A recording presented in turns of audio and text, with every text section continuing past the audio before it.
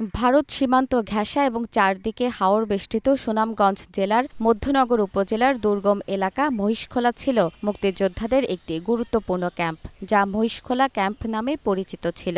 এখান থেকে মুক্তিযোদ্ধারা মধ্যনগর, ধর্মপাশা, নেত্রকোনা, কিশোরগঞ্জ ও হালুয়াঘাটে পাকিস্তানি হানাদার বাহিনীর বিরুদ্ধে একাধিক সফল অভিযান পরিচালনা করেন। এই মহিষখোলা থেকে সকল মুক্তিযোদ্ধারা যাইতাম, যাত্রা উইং নিয়ে কাজ টাজ করে আবার আসতো। এইভাবে পর্যায়ক্রমে পড়ছিল 9 মাস। আমরা শেষ পর্যন্ত ময়মনসিংহ পর্যন্ত করছি, মুভমেন্ট করছি।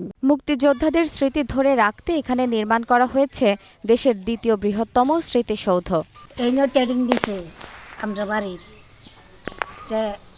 এটি কি কইতাম একটা অসম্ভব আছে।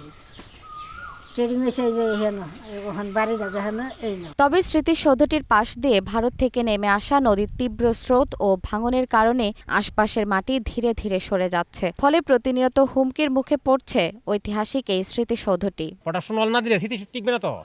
ওই যে বস্তা করে বারো দিয়ে দিয়েছে, এটা ভাঙ্গে পড়তেছে সারা বাংলাদেশের মধ্যে 11 নম্বর সেক্টরে স্মৃতিসৌধটা।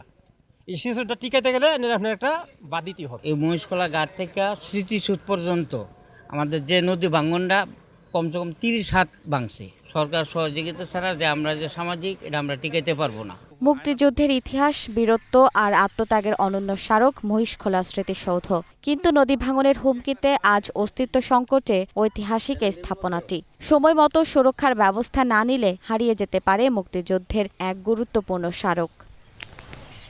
জেরিন জামান, গ্রিন নিউজ ডেস্ক।